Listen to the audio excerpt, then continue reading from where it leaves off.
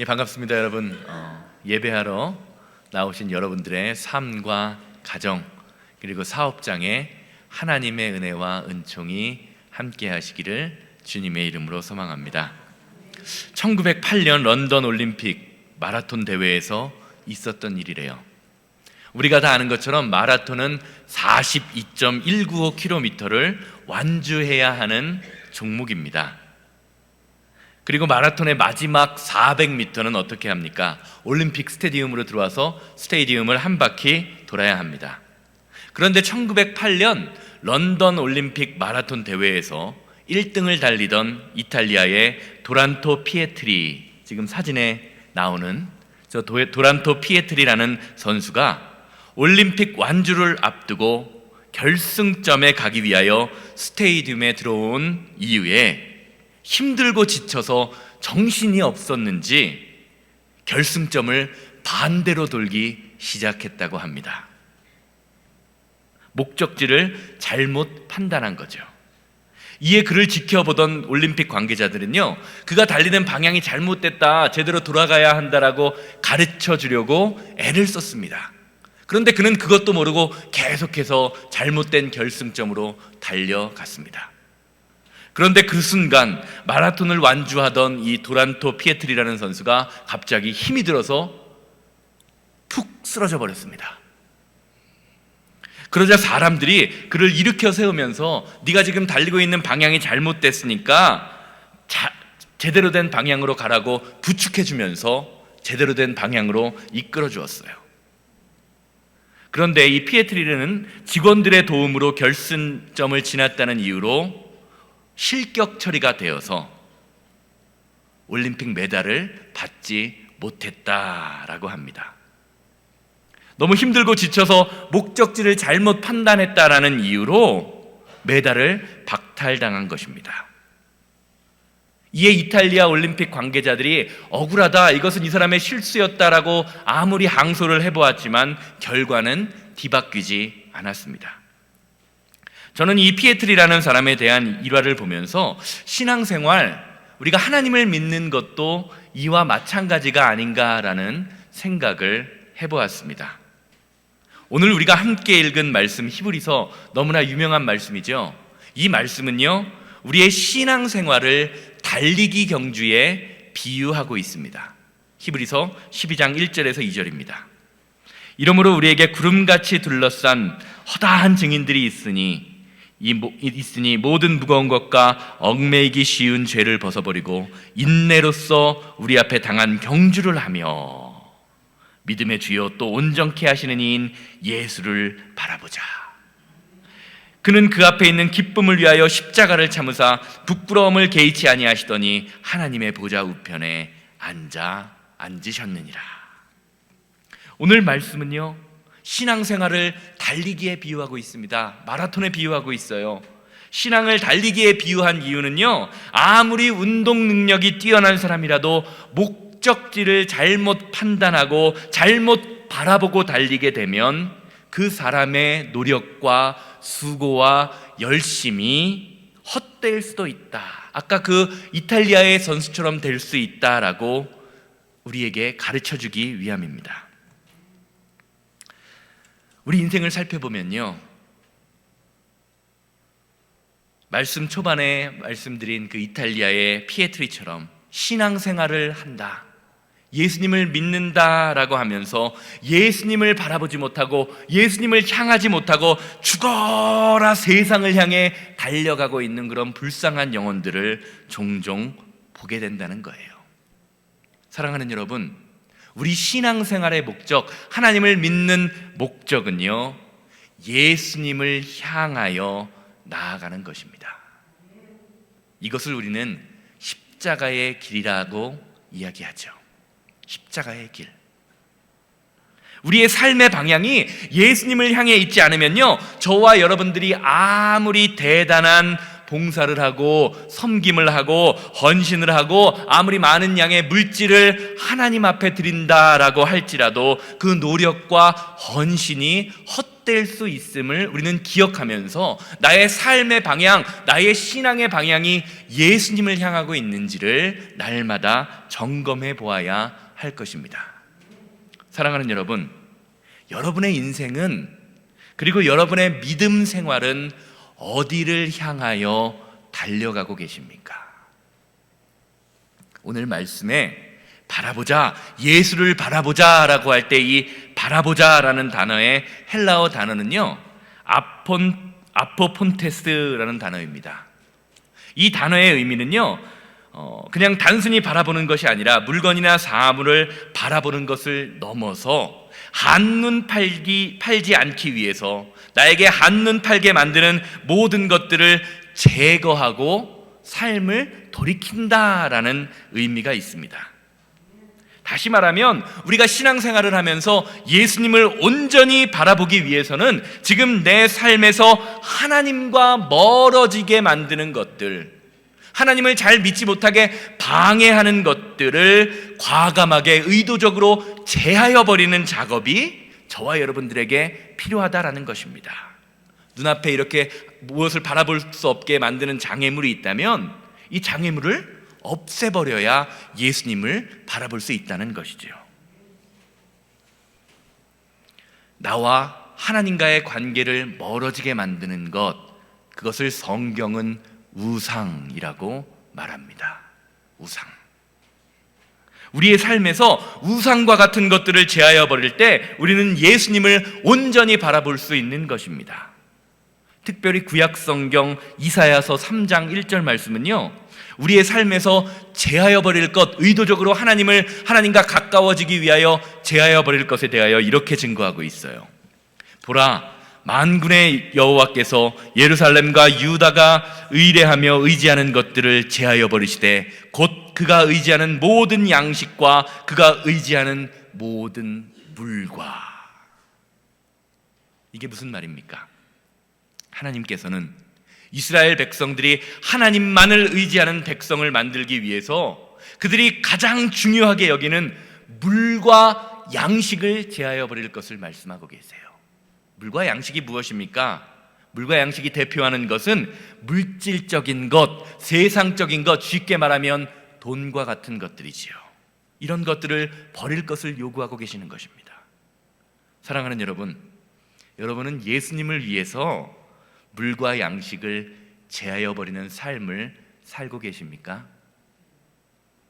예수님을 위해서 물과 양식을 지금 하나님께서는 버리라고 말씀하세요. 제하여 버리라고 말씀하십니다. 물과 양식을 제하여 버린다는 것들은요, 제하여 버린다는 것은 이러한 모든 것들을 포기하고 완전히 버리고 살라는 것이 아닙니다. 물과 양식과 같은 것들, 세상 것들, 물질의 것들을 하나님 앞에 내어놓고 하나님 앞에 완전히 맡기라라는 말씀입니다. 내 힘과 능력으로 물질을 공급받는 것이 아니라 이러한 것들이 하나님이 나에게 공급해 주시는 것임을 믿고 나아가는 것입니다. 예수님을 바라보라는 말입니다. 물질을 바라보지 말고 예수님 하나님을 바라보라는 말이 물과 양식을 우리의 삶에서 제하여 버리라라는 의미인 것입니다. 그럴 때 마태복음 말씀처럼 먼저 그의 나라와 의를 구하라, 그리하면 이 모든 것을 너희에게 더하실 것이다 라는 그 예수님의 말씀이 우리의 삶으로 경험되게 되는 것입니다. 사랑하는 여러분, 이 시대의 우상은요, 과거에 우리가 만들었던 것처럼 금송아지나 불상과 같은 눈에 보이는 형체나 물건이 아닐 수도 있습니다.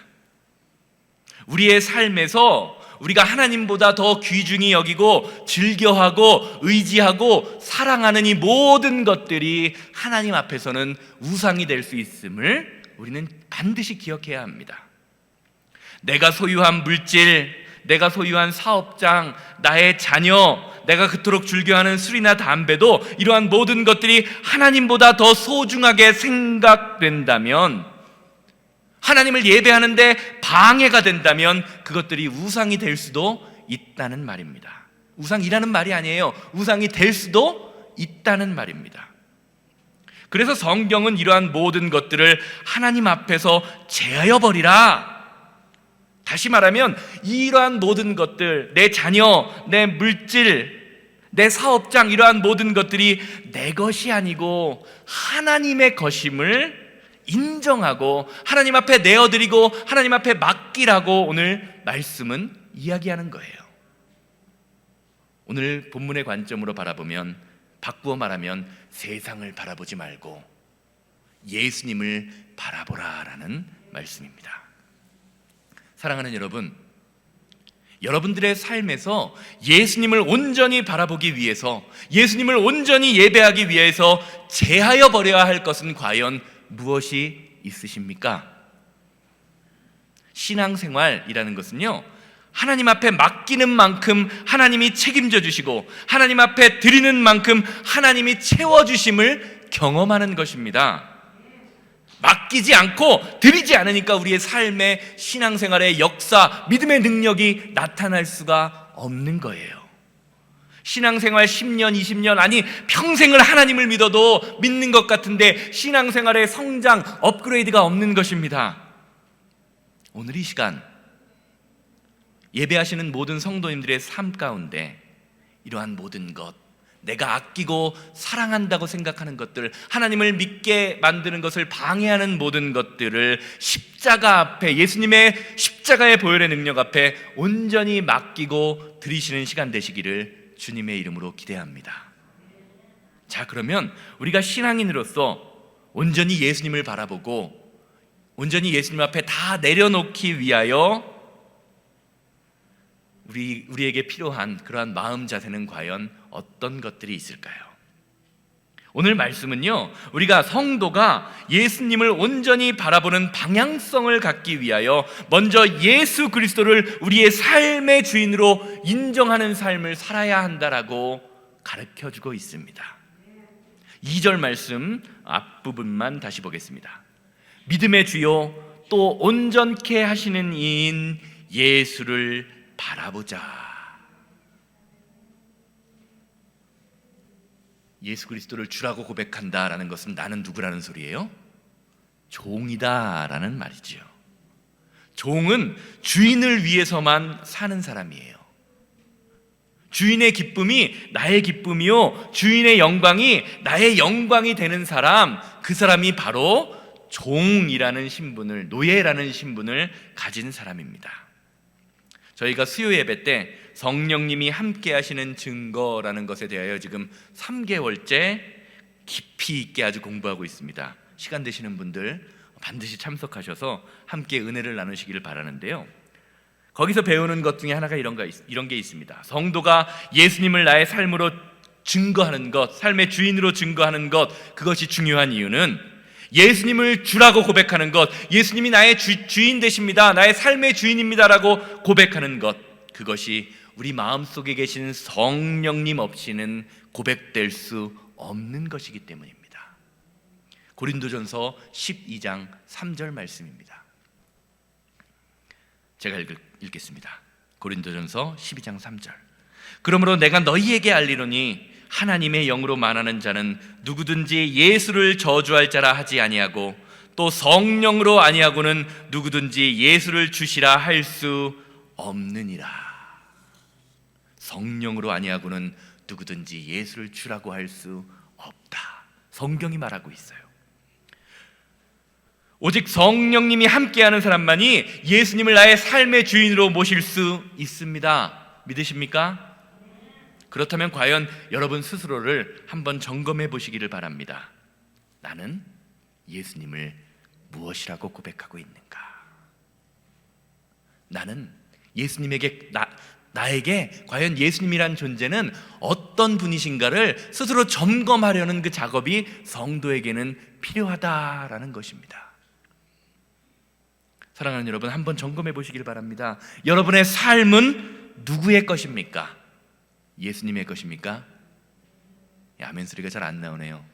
여러분의 삶은 누구의 것입니까? 예수님의 것입니까? 자, 좀 더 구체적으로 들어갈게요. 나는 사나 죽으나 주님의 것이다 라고 고백한 바울처럼 예수님을 위해서 목숨을 바치실 각오가 돼 있으십니까? 조금 작아지는 것 같은데요? 더 깊이 들어가겠습니다. 그럼 이 질문은 어떻습니까? 우리가 사는 곳이 미국이라 목숨을 바칠 일이 별로 없잖아요. 이 질문은 어떻습니까? 여러분의 지갑과 통장에 있는 돈은 과연 누구의 것입니까? 예수님의 것입니까? 정말로 예수님의 것이라고 고백하십니까? 여러분의 사업장은 누구의 것입니까? 여러분의 자녀는 누구의 것입니까? 종의 것은요, 종이 가진 것은요, 다 주인의 거예요. 인정하십니까? 내 차, 내 집, 이러한 모든 것, 내 자녀가 누구의 것으로 고백하고 있느냐가 나의 삶의 주인이 누구냐라는 것을 알려줄 수 있다라는 거예요. 많은 분들이 내 삶은 예수님, 내 삶의 주인은 예수님이다 라고 이야기하지만 내 지갑에 있는 돈이 누구 거냐고 물어보면 내 것이라고 생각하는 분들이 참 많아요. 왜 그렇습니까? 하나님의 것입니다라고 고백하면, 예수님의 것이라고 고백하면 하나님이 다 달라 그러실까 봐 그렇게 고백되지 못하는 경우가 참 많다는 거죠. 그런데 마태복음 10장 32절 33절 말씀을 한번 보시기 바랍니다. 마태복음 10장 32절 33절. 누구든지 사람 앞에서 나를 시인하면 나도 하늘에 계신 내 아버지 앞에서 그를 시인할 것이요, 누구든지 사람 앞에서 나를 부인하면 나도 하늘에 계신 내 아버지 앞에서 그를 부인하리라. 아멘. 사랑하는 여러분, 우리가 예수님을 주인으로, 나의 삶의 주인으로 고백하고 인정한다라는 것은요, 입술의 고백으로 끝나게 되는 것, 입술의 고백만 하는 것이 아닙니다. 믿음을 소유했다면 그 믿음으로 살아가는 것, 예수님의 말씀을 따라 살아가는 것, 그것이 예수님을 나의 삶의 주인으로 모시는 것입니다. 그리고 믿음으로 성도가 살아갈 때 성도의 삶을 통하여 성령의 열매가 드러나게 된다고 성경은 말하고 있습니다. 그래서 예수님께서는 그 열매로, 그 나무의 열매로 그 열매가 무엇인지 알 것이다 라고 말씀하고 계세요. 우리가 아무리 입술로, 말로써 예수님이 나의 주인이십니다 라고 그것을 고백한다고 해도, 혹은 세상에서 대단한 사업을 하고 놀라운 하나님의 일을 하는 것처럼 보여도 우리의 삶의 방향성이 예수님을 향해 있지 않는다면 결국 우리가 예수님 앞에 서는 그날 예수님이 저와 여러분들을 부인하시는, 내가 너를 도무지 알지 못하는구나 라고 말씀하시는 그런 비참한 결과가 생기게 될 수도 있다라는 것을 마태복음 말씀은 이야기해주고 있는 거예요. 사랑하는 여러분, 성도는 이러한 진리를 깨닫고요, 하나님을 바라보지 못하게 만드는 것, 하나님과 멀어지게 만드는 것들을 날마다 십자가에 못 박아 제하여 버리는 삶을 살아야 합니다. 이것이 성도가 이 세상에서 누릴 수 있는 진정한 축복인 것입니다. 여러분의 사업장, 여러분의 가정, 여러분의 인생, 이 모든 것들을 하나님께 온전히 맡길 수 있는 그 은혜와 능력이 저와 여러분들의 삶 가운데 함께 하시기를 주님의 이름으로 소망합니다. 여러분의 물질, 그것을 온전히 맡기시기를 바라요. 여러분의 자녀, 나의 자존심까지도 하나님께 드릴 수 있게 되기를 바랍니다. 그렇게 하면 여러분이 온전히 하나님께 삶을 드림으로 말미암아, 그 드린 것들을 말미암아 예수님께서 온전히 여러분의 삶을 통하여 나타나게 되시는 그 역사, 그 능력이 나타나게 될 것입니다. 다시 말씀으로 돌아가서 오늘 말씀은요, 성도라고 불리우는 사람들이 예수님을 온전히 바라보기 위해서 예수님을 주인으로 모시게 될 때 성도에게 일어나는 일이 무엇인지, 우리에게 어떤 능력이 나타나게 되는지를 말해주고 있어요. 그것은 우리의 인생이 예수 그리스도 안에서만, 예수 그리스도의 십자가로만 완전하게, 온전하게 된다는 것입니다. 2절 말씀 다시 한번 보세요. 앞절만 보겠습니다. 믿음의 주요 또 온전케 하시는 이이신 예수를 바라보자. 사람은 누구나 자신의 인생이 완벽해지기를 바랍니다. 그래서 나 자신을 완벽하게 만들어 줄 것 같은 것을 세상에서 찾아다녀요. 어떤 사람은 돈이 나의 인생을 완벽하게 만들어 줄 것이라고 생각해서 돈을 쫓아다니는 사람들이 있습니다. 어떤 사람들은 명예나 권력이 내 자신을 완벽하게 세워줄 것이라고 생각해서 명예나 권력과 같은 힘을 찾아다닙니다. 어떤 사람은 지식이나 쾌락이 내 자신을 완벽하게 행복하게 만들어줄 것이라고 생각해서 지식이나 쾌락을 쫓아다니는 사람들도 있습니다. 그런데 인생을 살다 보면 그 문제는요, 그렇게 그들이 바랬던 것, 그렇게 그들이 자신을 완벽하게 만들어줄 것이라고 생각했던 것들이 그들을 완전하게 만들어주지 못한다라는 거예요. 결국 자신들이 그렇게 추구했던 것들을 바라보다가 그것들을 쫓아다니다가 그것들 때문에 망하는 사람들을 우리는 종종 보게 됩니다. 돈을 쫓아다니다가 돈 때문에 망하는 사람들이 얼마나 많습니까? 힘과 능력, 지식과 명예, 쾌락을 쫓아다니다가 그것들 때문에 망하는 사람들이 얼마나 많이 있습니까? 그래서 인생에서 모든 부와 명예와 쾌락을 누렸던 솔로몬은 뭐라고 쓴 거예요? 하나님 없는 모든 인생은 헛되고 헛되다. 하나님 없는 모든 인생은 헛되다라는 거예요. 그 말을 반대로 생각하면 무엇입니까? 하나님 있는 인생은 완벽하다라는 거죠. 그런데 무지한 인생들은요, 이 세상에 자신들이 쫓아다니는 것, 자신들을 완벽하게 만들어줄 것이라는 것을 여전히 쫓아다니면서 그것들이 자신을 구원할 것인 것 마냥 그것만을 쫓아가며 살아갑니다. 왜 그런지 아세요? 그것이 바로 우리를 속이는, 우리를 지옥의 길로 이끌어가기 위한 사탄의 전략이기 때문입니다. 디모데전서 4장 1절에서 2절 말씀 한번 보시기 바라요. 디모데전서 4장 1절에서 2절. 그러나 성령이 밝히 말씀하시기를 후일에 어떤 사람들이 믿음에서 떠나 미혹하는 영과 귀신의 가르침을 따르리라 하셨으니 자기 양심의 화인을 맞아서 외식함과 거짓말하는 자들이니라. 사랑하는 여러분, 성도가 믿음을 버리게 되면, 그래서 우리의 삶의 주인 되신 예수 그리스도를 온전히 바라보는 삶을 살지 못하면요, 미혹하는 영, 세상의 영, 속이는 영의 가르침을 받아 살게 된다고 성경은 말하는 거예요. 그래서 이 세상의 많은 사람들이 십자가의 복음, 우리를 완전하게 해주는 예수 그리스도를 바라보면서 사는 것이 아니라, 말씀을 따라 사는 삶을 사는 것이 아니라, 그런 기쁨을 잠시 누렸다가도 세상의 논리와 세상의 방법이 좋은 것인 줄 알고 그것을 따라 살아갑니다. 내 지갑에, 내 통장에 돈이 얼만큼 모이면 자랑스럽게 생각하고 행복하게 여기고요, 자신의 힘과 경험과 능력을 자랑합니다. 내가 죄를 지은 것을 자랑하는 사람들이 이 세상의 사람들이에요. 사랑하는 여러분, 이 세상의 것을 자랑하지 마십시오. 여러분의 강함을 자랑하지 마십시오. 오히려 하나님 앞에서 나의 연약함을 드러내고 연약함을 자랑하시는 여러분들 되시기를 주님의 이름으로 소망합니다. 주님, 하나님이 내게 맡기신 가정, 내 사업장, 인간관계, 내가 하고 있는 모든 학업, 내 직업들, 이러한 모든 것들을 내가 감당할 수 없으니 하나님께서 인도하여 주시기 바랍니다.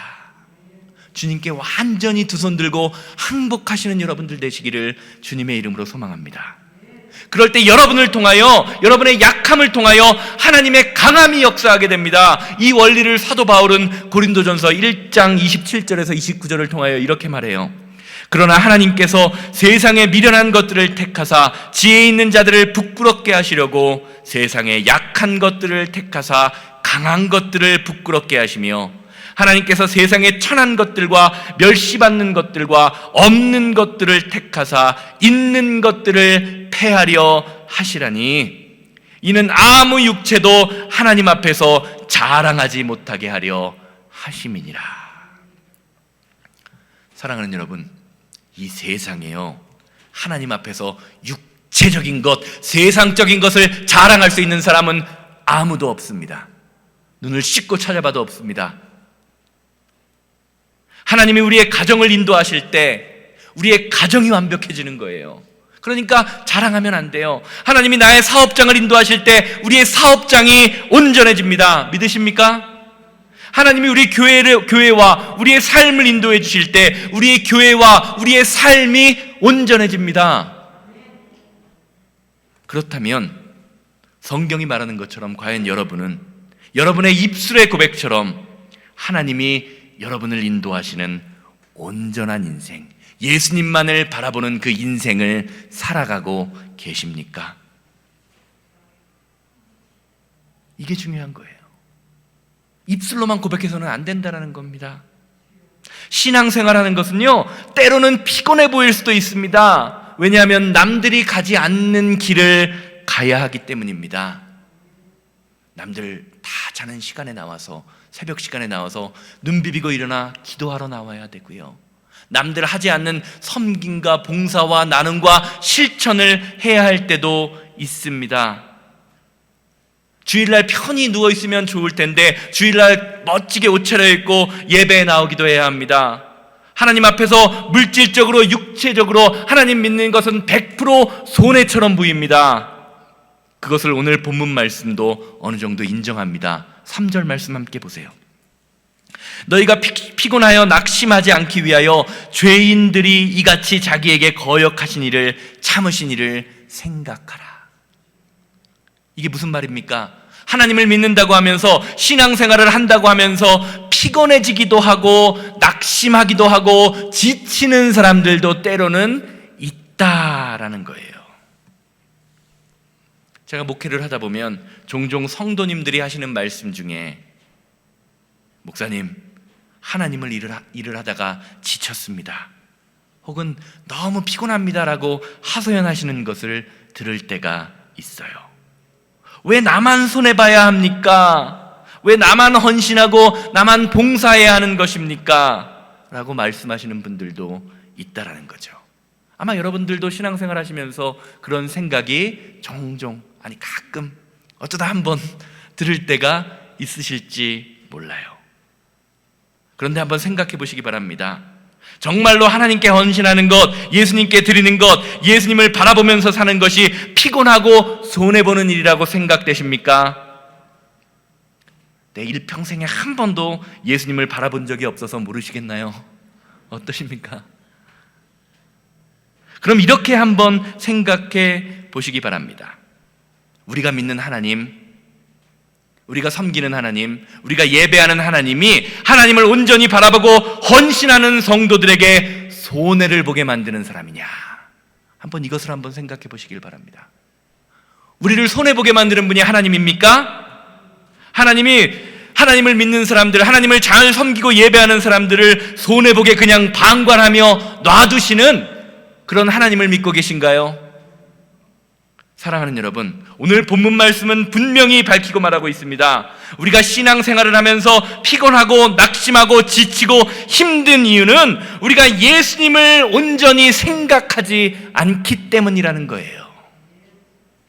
피곤하고 낙심하지 않기 위하여 이같이 자기에게 거역하신 일을 참으신 이 예수 그리스도를 생각하라고 오늘 본문 말씀은 말하고 있습니다. 예수님을 생각하지 않기 때문에 낙심했습니다. 목사님, 나 실족했습니다, 삐졌습니다 라는 소리가 나온다라는 거죠.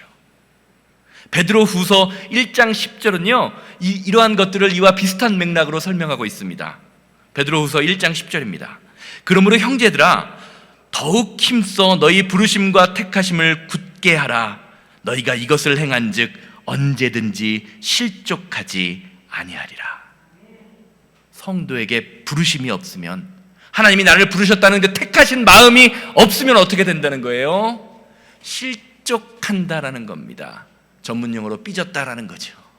삐지게 된다라는 거예요.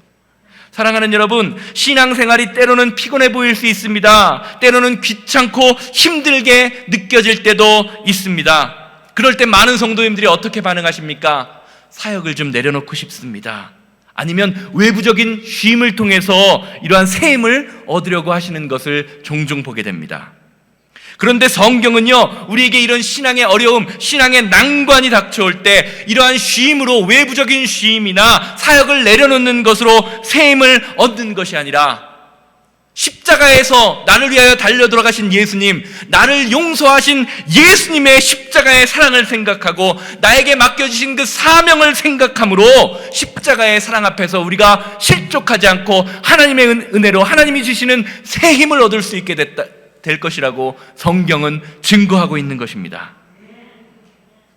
사랑하는 여러분, 삶이 힘드십니까? 신앙생활이 어려우신가요? 여러분을 도우시는 그 예수님, 그 예수님의 십자가의 사랑을 날마다 묵상하시는 여러분들 되시기를 주님의 이름으로 소망합니다. 예수님을 생각할 때 예수님이 여러분의 인생을 회복시켜 주실 것입니다. 예수님을 생각할 때 여러분의 모든 질병과 여러분의 모든 문제를 예수님이 해결해 주실 것입니다. 오직 예수님만이 여러분의 인생을 온전하고 아름다운 인생으로 변화시켜 줄 수 있는 것, 그것을 믿는 것, 그것이 믿음이요, 그 길을 가는 사람이 성도이기 때문입니다.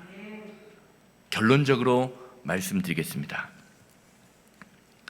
제가 집에 있을 때, 그리고 저와 제 아내가 9살, 6살 먹은 저희 아이들 희정이와 유정이에게 가장 많이 듣는 말이 하나 있어요. 무슨 말일까요? 엄마, 아빠. 엄마, 아빠. 하루 종일 아이들은요, 무슨 일을 할 때든지 엄마, 아빠를 불러댑니다. 그리고 자신들의 부름에 엄마, 아빠가 응답할 때 꼭 하는 말이 있어요. 엄마, 나 이거 해도 돼요? 나 저거 해도 돼요? 자신들이 초콜릿을 먹고 싶을 때도, 무슨 옷을 입을 때에도, 심지어는 자신의 친구와 노는 것을 정할 때에도 시시콜콜한 것 하나하나도 저와 제 아내에게 묻는 것이 아이들의 삶이에요. 아마 자녀가 다 커서 장성하신 분들은, 손주가 있으신 분들은 다 보실 거예요. 경험해 보셨을 겁니다. 아이들이 자기들이 할 줄 몰라서 부모를 이렇게 부르는 것이 아닙니다. 아이들이 왜 부모를 부르면서 엄마 이거 해도 돼요? 아빠 나 이거 해도 돼요? 라고 물어볼까요? 그것은요, 이 조그만 아이들도요, 자신의 인생의 주도권이 자신의 엄마 아빠에게 있음을 알기 때문입니다. 초콜릿을 먹을지 몰라서가 아니에요. 내가 초콜릿을 먹을 수 있는지 없는지를 결정해 줄 사람이 엄마나 아빠라는 것을 알기 때문에 그렇습니다. 여러분, 사랑하는 여러분, 하나님의 자녀된 우리라고 생각하는 성도가요, 하나님의 관계에 있어서 필요한 것이 바로 이런 자세가 아닐까요? 어느 상황에서 무엇을 하든지 하나님을 부르며, 하나님 내가 이것을 해야 될까요? 말아야 될까요?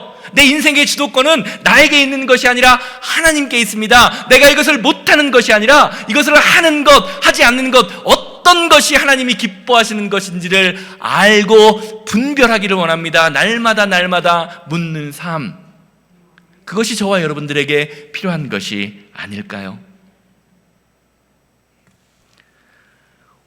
오늘 말씀을 들으시는 여러분들의 삶에 인생의 주도권을 하나님께 드리는, 그래서 사소한 모든 것들이라도 결정하고 행동할 때 하나님께 물어보는 그런 성도님들 되시기를 주님의 이름으로 소망합니다.